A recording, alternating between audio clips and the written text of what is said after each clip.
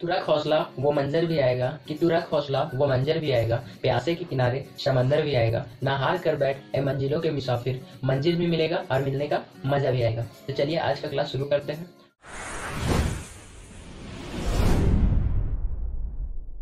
चलिए पहला चैप्टर देखते हैं। पहला चैप्टर है रियल नंबर, जिसको हम लोग बोलते हैं हिंदी में वास्तविक संख्या। वास्तविक संख्या क्या होता है? तो परिमेय संख्या प्लस अपरिमेय संख्या जब दोनों मिल जाते हैं तो होल संख्या को ही बोलते हैं रियल नंबर, वास्तविक संख्या। परिमेय संख्या क्या होता है?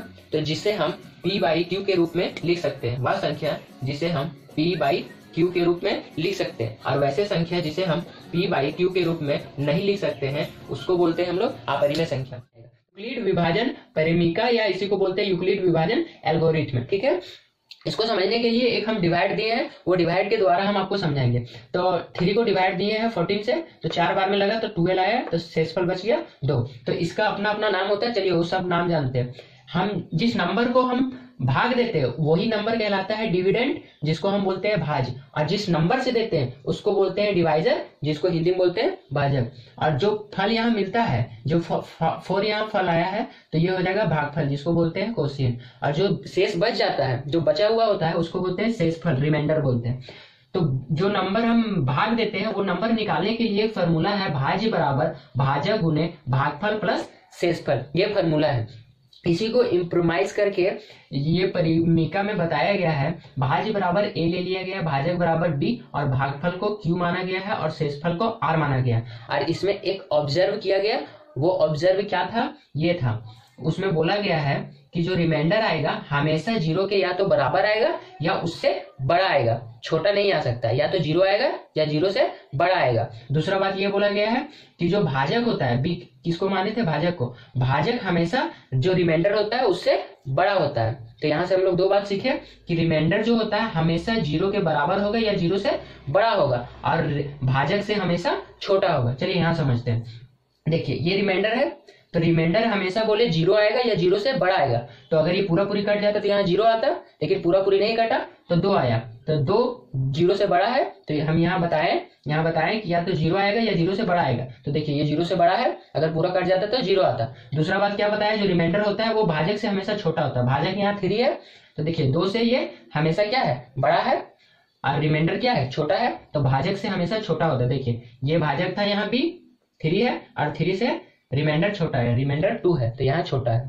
तो इससे हम लोग क्या समझे कि रिमाइंडर हमेशा 0 होगा या 0 से बड़ा होगा, और रिमाइंडर जो होता है वो हमेशा भाजक से छोटा होता है। अगर ये बात आप समझ गए तो आगे के क्वेश्चन आपको इजी से समझ में आ जाएगा। क्वेश्चन आएगा कि यूक्लिड विभाजन एल्गोरिथम का प्रयोग करके 2 नंबर दे देगा, यहाँ जैसे दिया है 225 और 135 का HCF निकाले। तो कोई भी 2 नंबर देगा और वो नंबर को बोलेगा कि HCF निकाले। किस विधि द्वारा? तो यूक्लिड विभाजन एल्गोरिथम के द्वारा।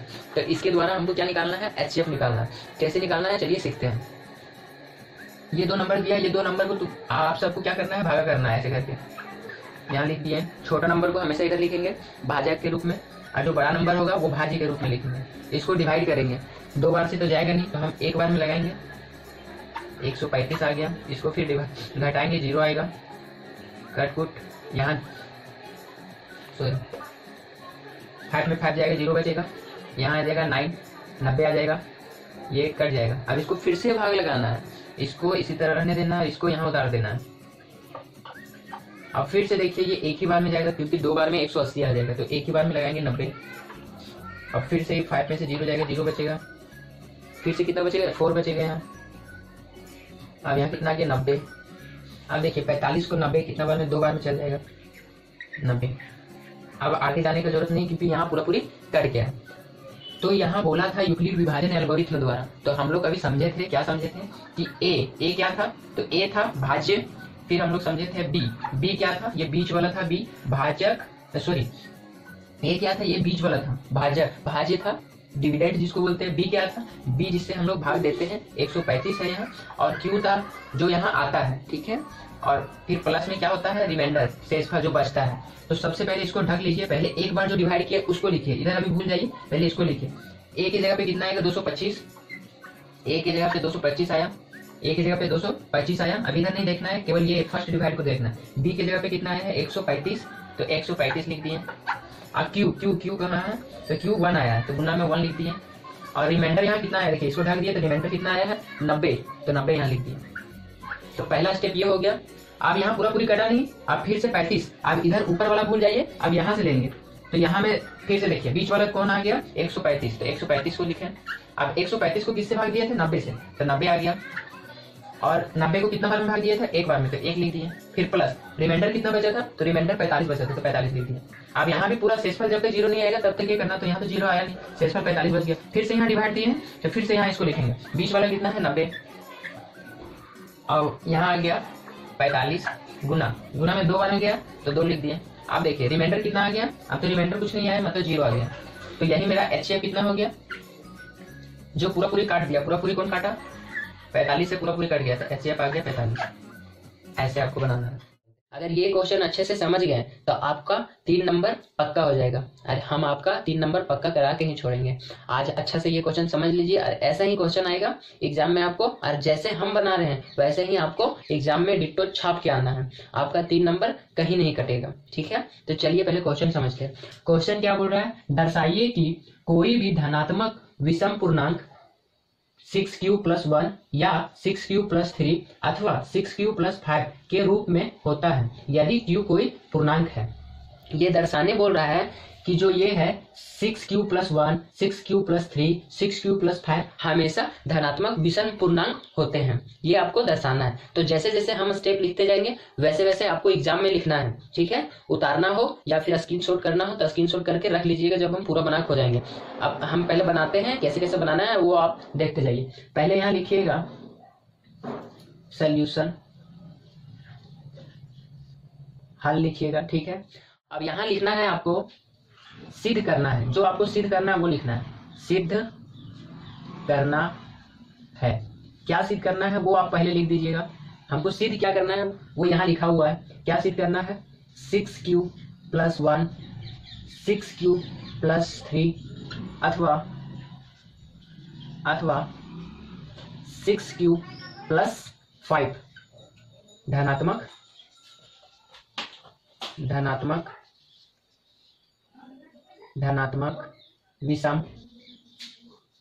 विषम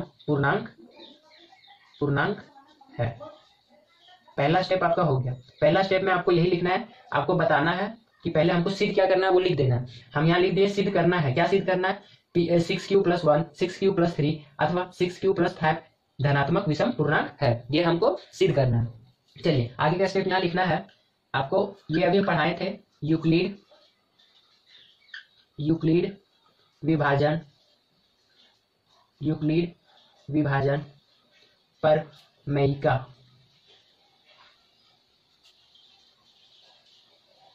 से या के द्वारा, ये आपको लिखना है। दूसरा स्टेप में आपको लिखना है यूक्लिड विभाजन प्रमेयिका से या प्रमेयिका द्वारा, ठीक है। तो ये हम लोग अभी क्या पढ़े थे, a = bq + r, ठीक है। जहां क्या था, जहां नहीं यहाँ लिखिए, यहाँ क्या था, ध्यान से देखिएगा। यहाँ था 0 जो होता है r के बराबर होता है, r जो होता है वो 0 के बराबर होता है या उससे बड़ा होता है, और b से r छोटा होता है, ये हम लोग जानते हैं। उसके बाद ये लिखने के बाद आपको देखिए यहाँ दिया क्या है, क्या दिया है वो लिखिए। b बराबर दिया है b बराबर दिया है 6, देखिए b बराबर कितना दिया है 6, ठीक है। इसलिए जब b बराबर 6 दिया है इसलिए r कितना हो जाएगा, हम क्या बोले, r जो हमेशा होता है वो b से छोटा होता है, तो b से छोटा होगा मतलब 6 से छोटा होगा। तो 6 से छोटा कौन कौन हो सकता है, एक 0 हो सकता है, 0 शुरू होगा, 1 2 3 4 5 6 तक नहीं जाएंगे, क्योंकि r जो होता है वो हमेशा 6 से छोटा होता है, इसलिए हम 5 तक लिए। अब चलिए रिमाइंडर का मान हम इसमें बैठाते हैं, एक बार 0 बैठाएंगे, एक बार 1, एक बार 2, एक बार 3, एक बार 4, एक बार 5। a बराबर देखिए, अब यहाँ b है, अब b के मान कितना है 6, तो यहाँ 6 लिख दिया, ठीक है। अब देखिए अब q तो इसी तरह रहेगा, q हमको नहीं पता है, वहां बता दिया है कि एक पूर्णांक है। अब फिर प्लस 0 है, तो 0 का वैल्यू तो कुछ नहीं होता है, तो 0 लिख दिया, बस हो गया। अब फिर से a, अब q 6q इसी तरह रहेगा, अब 1 का मान रख लिए, r का मान एक बार 1 रखें, अब सॉरी 0 रखें, अब 1 रखेंगे, ठीक है। फिर से a का मान रखिए, ये हो गया। अब फिर से 1 रख लिया, अब 2 रखेंगे, फिर से आगे 6 क्यूब, अब 2 रख लिए, तब कितना रखेंगे 3, फिर आगे इसी तरह 6 5 तक जाएंगे, 4 हो गया। अब इसी तरह आगे 6 क्यूब प्लस 5, अब तो नहीं है, हम सारा मान रख लिए r का। अब यहाँ आप बताइए कि अगर q एक पूर्णांक है तो q के मान हम कुछ भी रखेंगे तो देखिए मान क्या आता है। अगर हम q का मान रख देते हैं 1 तो 6 से उसको गुना करेंगे तो 6 ही आएगा, क्या आया, सम आया। फिर से आगे देखिए, अगर हम q का मान रखते हैं 2 तो 2 को फिर 6 से गुना करेंगे तो कितना आ जाएगा, 12 आ जाएगा, फिर से सम आया, तो विषम नहीं आया, मतलब हमको पता चल गया ये क्या है, सम है। अब इसको देखते हैं, ठीक है। यहाँ q का मान रखते हैं, q का मान अगर 1 रखते हैं तो 6 से उसको गुना करते हैं। यहाँ समझा के बताते हैं आपको, देखिए जैसे 6q प्लस 1 है, ठीक है। हम 6q का मान कुछ भी रखना है, ठीक है, क्योंकि q एक पूर्णांक है। जब भी हम q का मान कुछ भी रखेंगे देखिए क्या आता है। हम एक एग्जांपल लिख के बताते हैं। अगर हम 6q का मान 1 रखते हैं तो क्या होता है, 6 प्लस 1, देखिए हमेशा 7, ये क्या आया, विषम आया। और रख के देखिए, अगर हम यहाँ 2 रखते हैं, चलिए q का मान अगर हम 2 रखते हैं तो 6 q का मान हो जाएगा 2, तो देखिए 6 दूनी 12 प्लस 1, देखिए फिर से 13 आया, 13 नहीं आया, मतलब विषम आया, ठीक है, सम नहीं आया, विषम आया। मतलब इससे हमको ये पता चल रहा है, इससे हमको ये पता चल रहा है कि ये क्या है, विषम है। अभी इसको प्रूव किए थे तो ये सम आया था, इसमें प्रूव करेंगे, इसी तरह आप रख के देख लीजिएगा। तो इसमें क्या आएगा, इसमें सम आया, ये क्या आया, विषम आया, ये क्या आएगा, फिर से सम आ जाएगा। रख के देख लीजिए, अगर मान रखते तो 6 1 6 आ जाता है, 2 8, देखिए सम संख्या आ रहा है, ठीक है। इसी तरह आप रख के देखिएगा, तो इसमें आएगा विषम, इसमें भी आ रहा है विषम और इसमें भी आ रहा है विषम। तो यहाँ लिखिएगा अतः, सॉरी अतः से नहीं लिखिएगा, इतना स्टेप करने के बाद यहाँ लिखिएगा चूंकि q का मान 6q प्लस 1, 6q प्लस 3 अथवा 6q प्लस 5 में रखने पर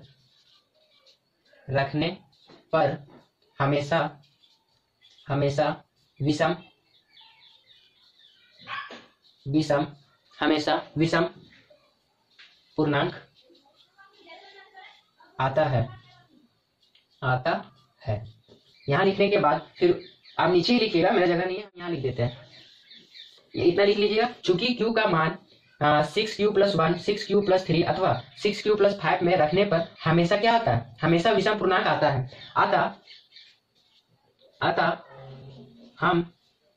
अतः हम कह सकते हैं कि, क्या कह सकते हैं कि 6q plus 1, 6q plus 3, 6q plus 5 एक धनात्मक विषम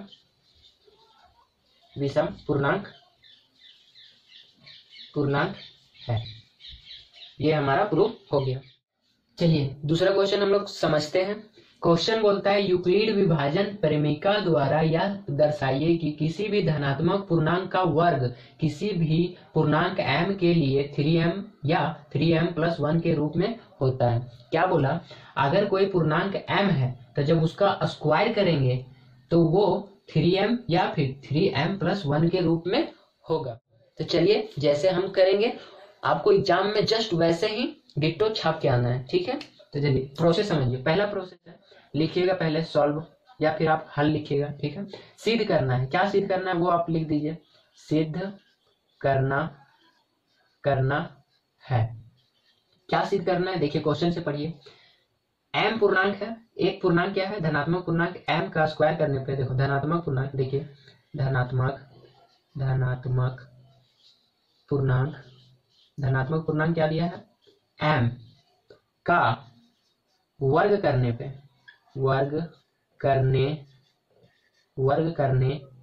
पर 3m या 3m प्लस 1 के रूप में होगा या होता है, यहाँ सिद्ध करना है कि धनात्मक पूर्णांक अगर m का वर्ग करते हैं तो हमको क्या मिलता है, 3m या फिर 3m प्लस 1 के रूप में हमको प्राप्त होता है, ठीक है। पहला स्टेप हो गया। दूसरा स्टेप अभी हम लोग लिखे थे जैसे वैसे ही लिखेंगे। यूक्लिड विभाजन यूक्लिड विभाजन परमेयिका द्वारा। इसके द्वारा हम क्या जानते हैं, देखिए हम लोग ये जानते हैं A बराबर BQ प्लस R, ये जानते हैं। यहाँ 0 R, यही जानते हैं हम लोग, और यही अभी पिछले क्वेश्चन में भी किए थे। अब देखिए चूंकि यहाँ B बराबर कितना है, B बराबर है 3। देखिए B बराबर यहाँ 3 लेने बोला है, 3 है, इसलिए अगर B बराबर 3 है इसलिए R बराबर क्या हो जाएगा, R बराबर या तो 0 होगा या तो 1 होगा या तो 2 होगा। क्यों, क्योंकि जो R होता है हमेशा B से छोटा होता है। B कितना है, B 3 है, तो 0 1 2 इतना ही होगा। अब क्या कीजिए, R का मान इसमें रखिए, अभी जैसे किए थे वैसे ही करना है। B का मान है 3, Q इसी तरह रहेगा, प्लस R का मान यहाँ 0 लेना है तो 0 ले लिया, तो ये क्या बन गया 3Q।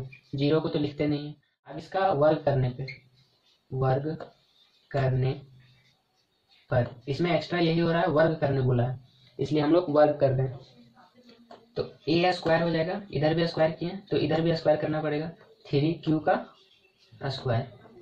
अब इसका स्क्वायर A का स्क्वायर तो A ही हो जाएगा। यहाँ क्या हो जाएगा, 3 का स्क्वायर 9 हो जाएगा, और Q का स्क्वायर तो कुछ नहीं किए तो Q का स्क्वायर Q ही रहेगा।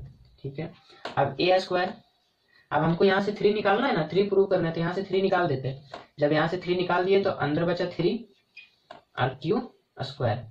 ये 9 को तोड़ दिए 2 बार में, 3 गुने 3 तोड़े, तो एक 3 को बाहर लिए, एक 3 को अंदर लिए। क्यों लिए, क्योंकि यहाँ प्रूव करना है हमको 3। अभी टोटल को मान लेंगे m, यहाँ लिख देंगे, यहाँ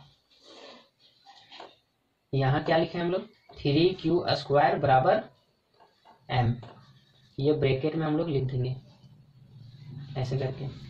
3Q स्क्वायर के बराबर हम लोग क्या माने, m माने, इसलिए 3m हो गया। ठीक है, इसी तरह से 1 रख के देखते हैं, 3Q इसी तरह रहेगा।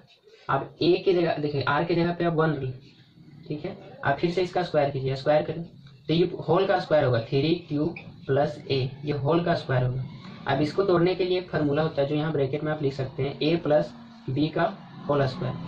तो इसका फार्मूला होता है A square plus B square plus 2AB, ये फार्मूला होता है। यही फार्मूला से ये नंबर को हम तोड़ेंगे, तब कंफ्यूजन ना हो इसलिए लिख दिए। तो A स्क्वायर इधर इसी तरह रहेगा। अब देखिए A प्लस B, A की जगह पे 3Q है तो यहाँ 3Q का स्क्वायर लिखेंगे, 3Q का स्क्वायर प्लस B का स्क्वायर, B 1 है तो 1 का स्क्वायर प्लस 2, और A की जगह पे 3Q और B की जगह पे कितना है, गुना है ना, गुना, B की जगह पे कितना है 1, ये टूट गया। अब इसको सॉल्व कर लीजिए, A स्क्वायर, इसका 9, 3 का स्क्वायर 9 और Q का स्क्वायर Q प्लस 1 का 1 प्लस, अब देखिए इसको तोड़ेंगे 3 6Q आ गया। अब A स्क्वायर, अब 1 को इधर ले जाते हैं, 6 को इधर ले जाते हैं, 9Q square plus 6Q, Q जोड़ा बना दिया और 1 को इधर ले आए, हो गया। अब देखिए यहाँ से 3 कॉमन ले लेते हैं तो यहाँ बचेगा फिर से 3Q स्क्वायर प्लस, यहाँ से 3 लेंगे तो 2 बचेगा Q, और लास्ट में 1 बचा। अब देखिए A स्क्वायर बराबर 3, ये होल को m मान लेते, जो ब्रैकेट में उसको m मान लेंगे। देखिए प्रूव हो गया। यहाँ लिख देंगे, यहाँ स्क्वायर प्लस 2 स्क्वायर बराबर m, ऐसे आपको भी करना है। समझ में आ गया होगा आई थिंक। अभाज्य गुणनखंड, जिसको इंग्लिश में बोलते हैं प्राइम फैक्टराइजेशन। तो चलिए आज हम इसको सीखते हैं और कैसे बनाते हैं वो हम लोग जानते हैं। सबसे पहले हम लोग जानेंगे प्राइम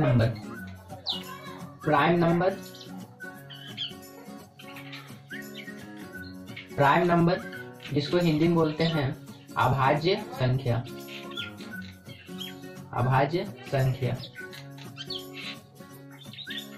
और अभाज्य संख्या क्या होता है, तो वह नंबर जो 1 से कटे और अपने आप से कटे। इसके अलावा और किसी से नहीं कटना चाहिए, केवल एक से और अपने आप से कटे। जैसे 2, ये फर्स्ट स्मॉलेस्ट प्राइम नंबर है, सबसे छोटा अभाज्य संख्या 2 है, उसके बाद 3, उसके बाद 5, उसके बाद 6 नहीं होगा, 6 इसलिए नहीं होगा क्योंकि वो 2 से कट जाता है, फिर हो जाएगा 7, फिर 8 नहीं होगा क्योंकि वो भी 2 से कट जाता है, फिर 9 भी नहीं हो जाएगा, 9 नहीं होगा क्योंकि वो 3 से कटता है, तो 10 भी नहीं होगा क्योंकि वो 2 से कटता है, तो 11। ऐसे करके आगे आप लिख सकते हैं। तो अभाज्य संख्या क्या हो गया? अभाज्य संख्या जो एक से कटे और अपने आप से कटे, किसी और पहाड़ा से नहीं कटना चाहिए। एग्जाम्पल में हम लोग लिख दिए, शुरुआत कहाँ से होता है अभाज्य संख्या का? 2 से। तो हम कुछ एग्जाम्पल लिख दिए। अगर आप ये जानते हैं तो फिर ये अच्छा से समझ में आएगा अभाज्य संख्या। क्वेश्चन लेते हैं, जैसे हम बोल दिए 45 का अभाज्य गुणनखंड करें, अभाज्य गुणनखंड करें, अभाज्य गुणनखंड करें। 45 का क्या करना है? अभाज्य गुणनखंड। तो चलिए कैसे बनाएंगे? सॉल्यूशन। 45 का अभाज्य गुणनखंड करना है, मतलब 45 को ऐसे करके तोड़ना है, ठीक है। और अभाज्य संख्या में ही तोड़ना है, पहले देखना है कि वो 2 से जा रहा है कि नहीं। तो ये नंबर 2 से नहीं जा रहा, फिर उसके आगे जाएंगे 3 से क्या ये नंबर जा रहा है? हाँ 3 से जा रहा है।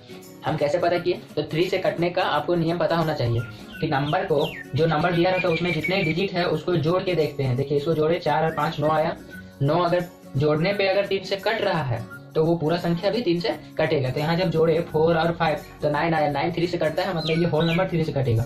2 से नहीं कटता है। 2 से कटने का नियम क्या था कि अगर किसी भी नंबर के लास्ट में 0 2 4 6 या 8 हो तो वो 2 से कटता है, ठीक है। तो ये 2 से तो नहीं कट रहा, 3 से कट रहा। तो चलिए 3 से काटते हैं इसको।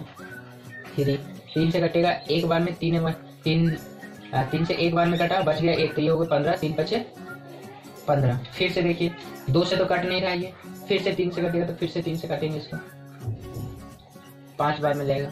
अब कितना? अब सीधे डायरेक्ट 5 से कटेगा एक बार में। गुणनखंड क्या आया? अभाज्य गुणनखंड। अभाज्य गुणनखंड क्या हो जाएगा? 3 और 5। अगर 2 बार 3 है तो हम 3 का पावर 2 भी लिख सकते हैं इंटू 5, ऐसे भी लिख सकते हैं। तो अगर ये समझ में आया तो जो एग्जाम में क्वेश्चन आता है वो आप आसानी से बना लेंगे। तो चलिए एग्जाम का क्वेश्चन देखते हैं। ये आगे हम लोग क्वेश्चन देखते हैं। क्वेश्चन बोल रहा है 72 का अभाज्य गुणनखंडों के गुणनफल के रूप में व्यक्त करें। ऐसे ही एग्जाम में क्वेश्चन आएगा तो आपको वैसे ही बनाना है जैसे हम अभी बनाए थे।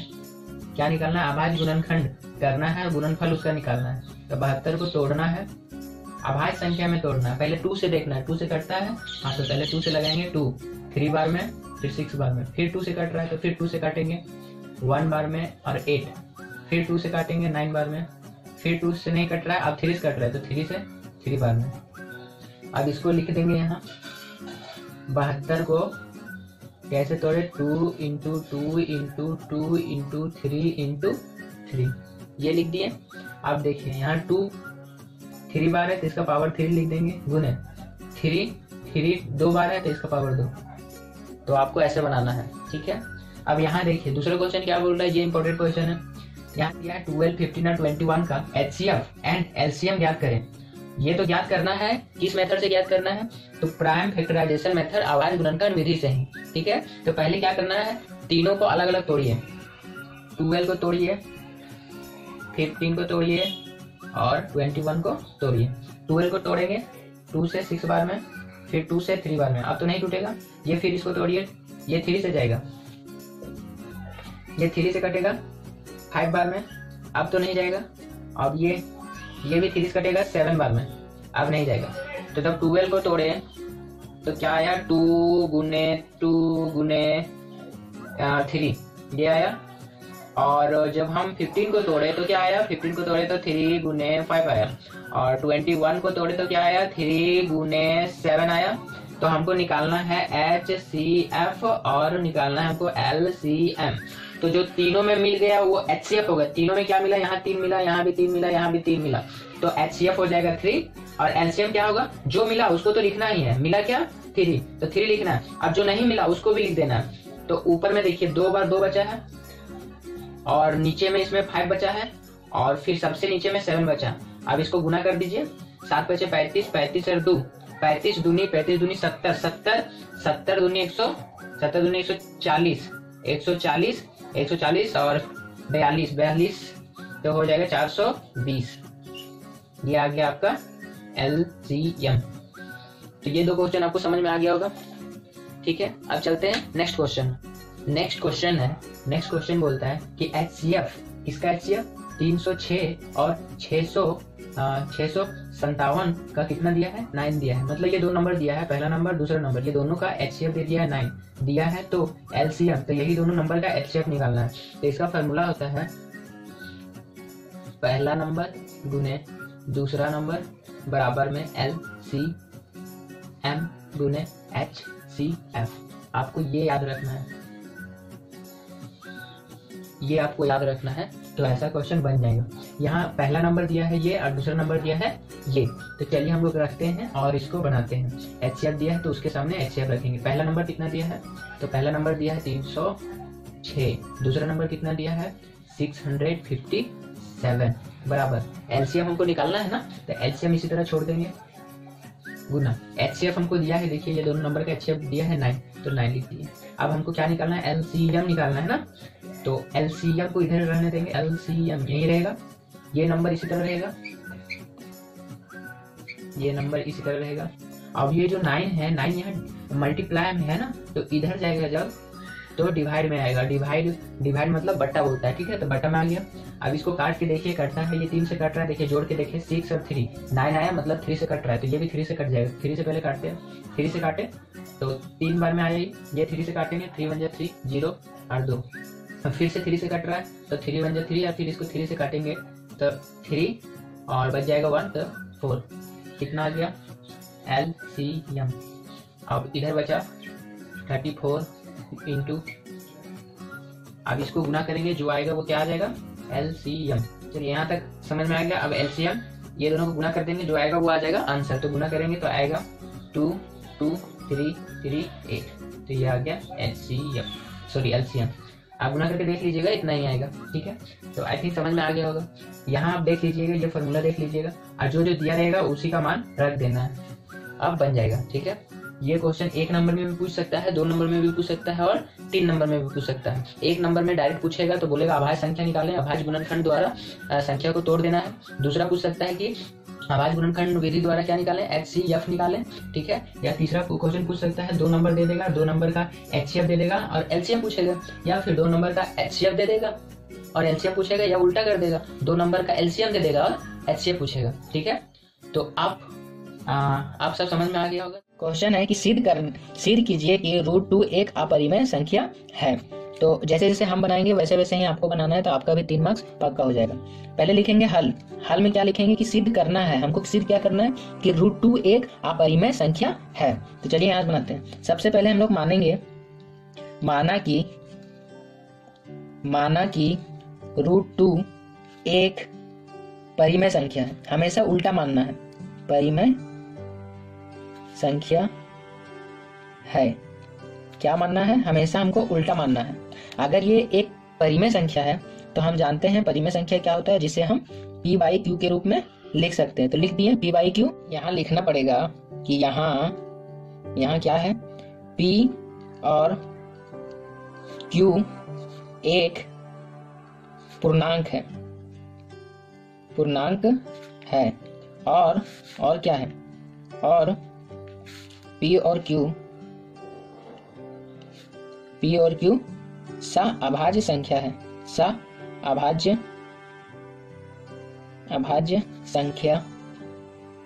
संख्याएं है,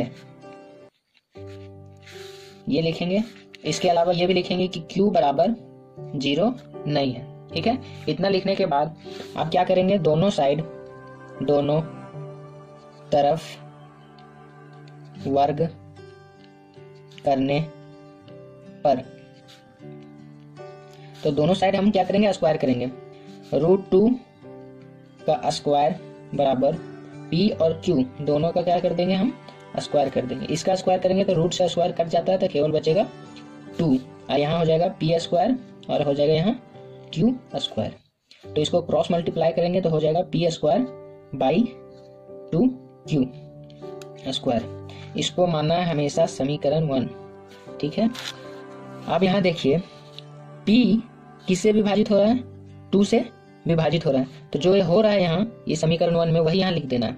देखिए यहाँ लिख दीजिए, चूंकि p 2 से विभाजित हो रहा है, पी स्क्वायर 2 से विभाजित हो रहा है, इसलिए क्या हो जाएगा, p भी 2 से विभाजित होगा। ये समझ में आया।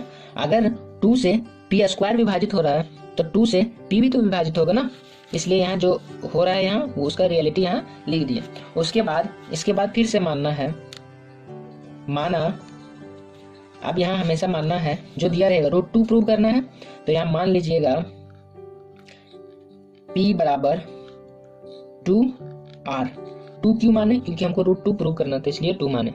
अब फिर से दोनों ओर स्क्वायर करने पे, दोनों तरफ वर्ग करने पर, तो वर्ग करते हैं तो यहाँ वर्ग करेंगे तो ये आ जाएगा p का स्क्वायर, इधर आ जाएगा 2r का स्क्वायर, तो p स्क्वायर हो जाएगा यहाँ, और यहाँ हो जाएगा 4r का स्क्वायर। अब देखिए p स्क्वायर का मान हम समीकरण 1 से यहाँ रख देंगे, तो p स्क्वायर बराबर क्या दिया है, 2q ये दिया है बराबर 4r स्क्वायर। यहाँ लिख देंगे समीकरण 1 से, समीकरण 1 ये था, उससे हम क्या लिखें, पी स्क्वायर का हम वैल्यू रख दिए, पी स्क्वायर का वैल्यू हम यहाँ से रख दिए, पी स्क्वायर बराबर क्या दिया था 2q स्क्वायर, तो 2q रख दिए। अब यहाँ से 2 से 2 कट गया तो यहाँ 2 बचा। अब यहाँ क्या बचा, q स्क्वायर बराबर 2r स्क्वायर, तो ये बन गया समीकरण 2। अब यहाँ देखिए जैसे हम यहाँ लिखे थे वैसे यहाँ लिखेंगे। देखिए q स्क्वायर को 2 विभाजित कर रहा है, मतलब काट रहा है, तो q को भी काटेगा, तो यहाँ उसी तरह लिखेंगे, क्योंकि q स्क्वायर 2 से विभाजित हो रहा है, इसलिए q भी 2 से विभाजित होगा। ठीक है, तो इससे ये क्या निष्कर्ष निकला, देखिए 2 से q भी विभाजित हो रहा है और 2 से p भी विभाजित हो रहा है, और यहाँ हम लोग माने हैं कि √2 क्या है, परिमेय संख्या है, जिसे हम p बाई q के रूप में लिख सकते हैं। और यहाँ एक वर्ड लिखें कि p और q क्या है, एक सह संख्या, और सह संख्या क्या होता है, जिसका HCF 1 होता है, उसके अलावा और वो किसी पर ह्रास नहीं करता है। ठीक है, अगर इसके बारे में डिटेल से जानना है तो इसका वीडियो पहले अपलोड कर चुके हैं, उसको भी आप देख सकते हैं। तो यहाँ सहभाज है, मतलब उसका केवल एक ही गुणनखंड हो सकता है। और यहाँ देखिए एक यहाँ क्या बोल रहा है, देखिए वो p और q जो होगा उसका HCF 1 आना चाहिए, लेकिन देखिए इसका क्या आ गया, ये भी 2 से विभाजित है और ये भी 2 से विभाजित है, p भी 2 से विभाजित हो रहा है और q भी 2 से विभाजित हो रहा है। तो इससे प्रूव हो गया कि इसका HCF 1 नहीं है, इसका HCF कितना है, 2 है। तो इससे ये प्रूव हो गया कि जो √2 है यहाँ नहीं, समीकरण 1 और समीकरण 2 में p एंड q 2 से विभाजित हो रहा है, अतः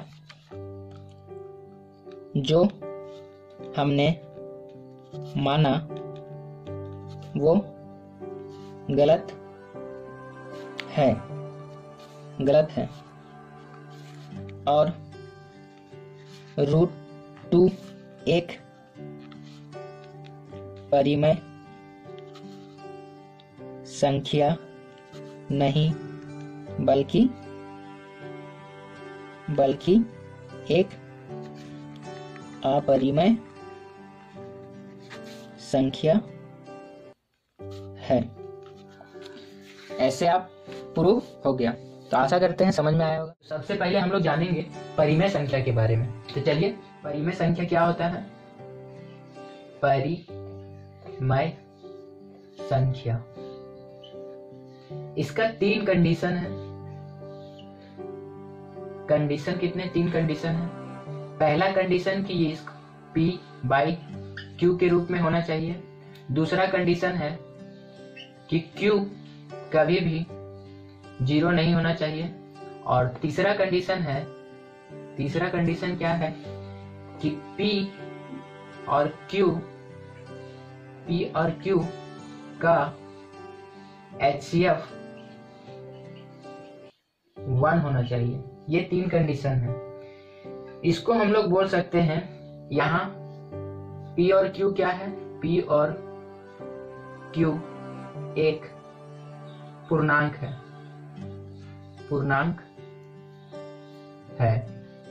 अब आप पूछेंगे कि पूर्णांक क्या होता है? पूर्णांक वैसे संख्या होता है जो, पूर्णांक यहाँ देख लेते हैं। पूर्णांक कौन सा संख्या होता है? तो 0 से 1 2 3 इधर पॉजिटिव में जितने सारे नंबर होते हैं, इसके साथ ही 0 से इधर -1 -2 -3 ऐसे करके अनंत तक जितने भी नंबर होते हैं वो सारे नंबर क्या होते हैं? पूर्णांक होते हैं। तो 0 से इधर पॉजिटिव नंबर और 0 से इधर नेगेटिव नंबर, होल को मिला के ही सबको क्या बोलते हैं? पूर्णांक। तो पूर्णांक आपको समझ में आ गया। तो P और Q क्या होगा? तो पूर्णांक होगा। P का मान कुछ भी हो सकता है, ये सारे में से कुछ भी हो सकता है। Q का मान भी ये सारे में से कुछ हो सकता है, केवल 0 को छोड़ के। 0 यहाँ लिख दिए। दूसरा कंडीशन कि 0 कभी भी Q कभी भी 0 नहीं होना चाहिए। तो P ये सारे पूर्णांक में से कोई भी नंबर हो सकता है, 1 2 3 4 5 6 अनंत तक। माइनस में भी आप ले सकते हैं, -1 -2 -3। हाँ, और ऊपर में आप 0 भी ले सकते हैं, बट जो Q का मान है नीचे कभी भी 0 नहीं होगा। बाकी इसमें से आप कोई भी नंबर ले लीजिए, नीचे हो या ऊपर हो। ऊपर आप 0 भी ले सकते हैं, बट नीचे 0 कभी नहीं होना चाहिए। अगर नीचे 0 आ गया तो वो परिमेय संख्या नहीं होगा। ये दोनों कंडीशन तो आप समझ गए। तीसरा कंडीशन बोलता है कि P और Q का HCF हमेशा 1 आना चाहिए। HCF 1 आना चाहिए। अगर हम यहाँ कोई भी नंबर लें, जैसे अगर हम एक नंबर लिए 4 और एक नंबर लिए मान लीजिए 6, 4/6, तो आप बोलेंगे इसका तो HCF 1 नहीं है। तो पहले इसको काट लिया जाता है, काटने पे आता है 2 और 3। आप इसका HCF निकालिए तो इसका HCF आएगा 1। ठीक है। और इसी को हम क्या बोलते हैं कि P एंड Q सअभाज्य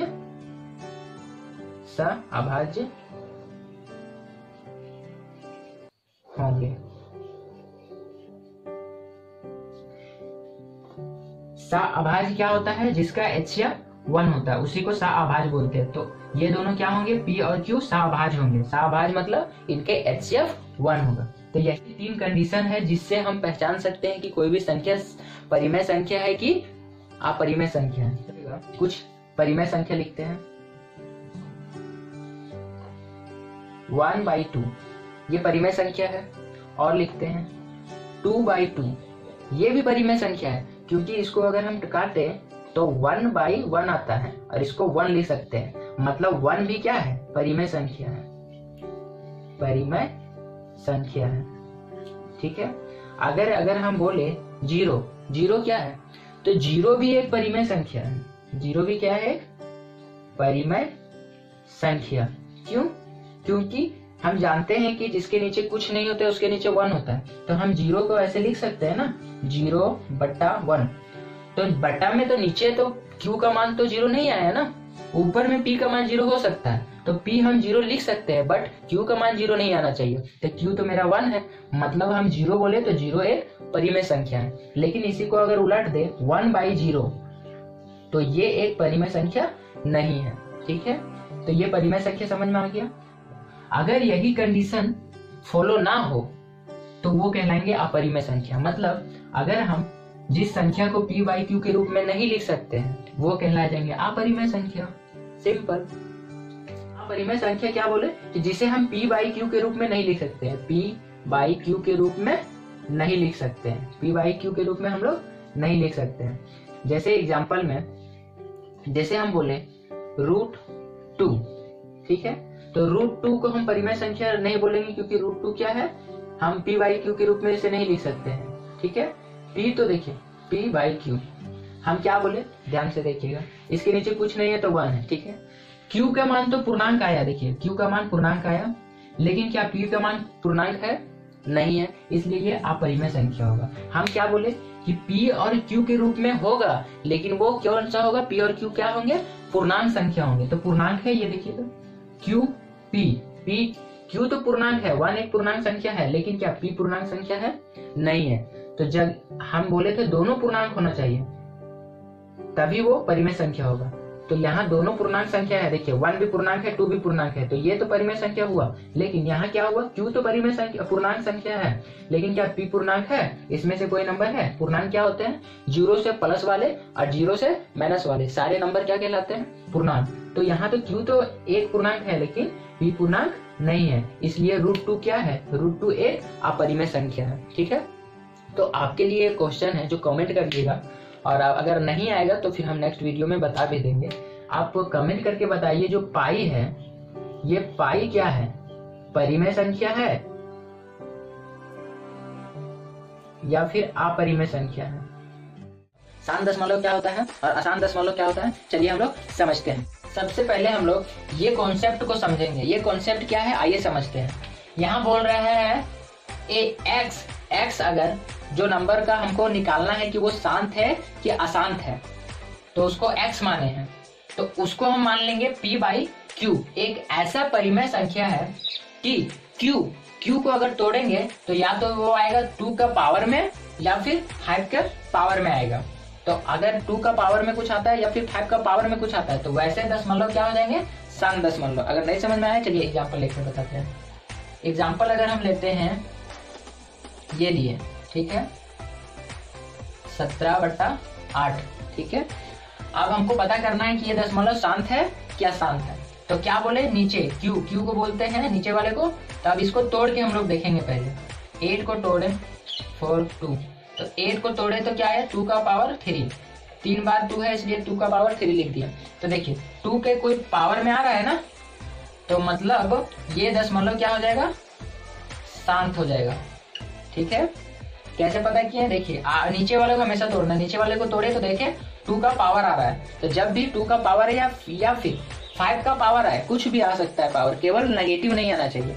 तो यहाँ 2 का पावर आया तो मतलब 2 का पावर ही है, इसके अलावा कुछ नहीं आना चाहिए। अगर 2 का पावर या 5 का पावर, 2 का पावर या फिर 5 के पावर के अलावा कुछ और का पावर आ रहा है या कुछ और नंबर आ रहा है तो वो शांत दशमलव नहीं होगा, वो फिर अशांत दशमलव हो जाएगा, ठीक है। तो यहाँ 2 का पावर आया है, 2 आया है ना, तो 2 का कुछ पावर आया है, तो 2 जहां देख लिए वहां हो जाएगा वो शांत दशमलव। इसको हम ऐसे भी समझ सकते हैं, देखिए 8 को हमको भागा लगाना है 17, तो कितना बार में जाएगा, 2 बार में जाएगा, कितना बचेगा, ये बचा, इसको काटे फिर 1 आ गया, अब यहाँ पॉइंट लगाए, यहाँ 0 आ गया, ठीक है।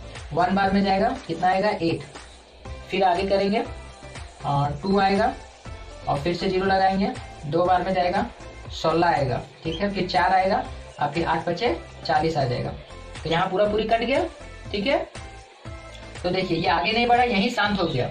शांत दशमलव का मतलब होता है कि वो आगे बढ़ते ना जाए, कहीं ना कहीं रुक जाएगा, तो ये यहाँ आके रुक गया, मतलब ये दशमलव कैसा है, शांत दशमलव। अगर ये आगे बढ़ते जाता कभी नहीं घटता, आगे बढ़ते जाता तो वैसे दशमलव क्या हो जाते हैं, अशांत दशमलव। जैसे एक एग्जाम्पल ले लिया 1/3।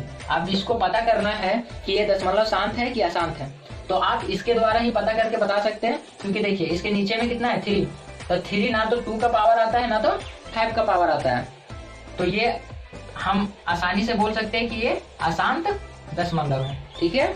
लेकिन अगर हम भागा करके भी देखते हैं तो चलिए आपको दिखा देते हैं।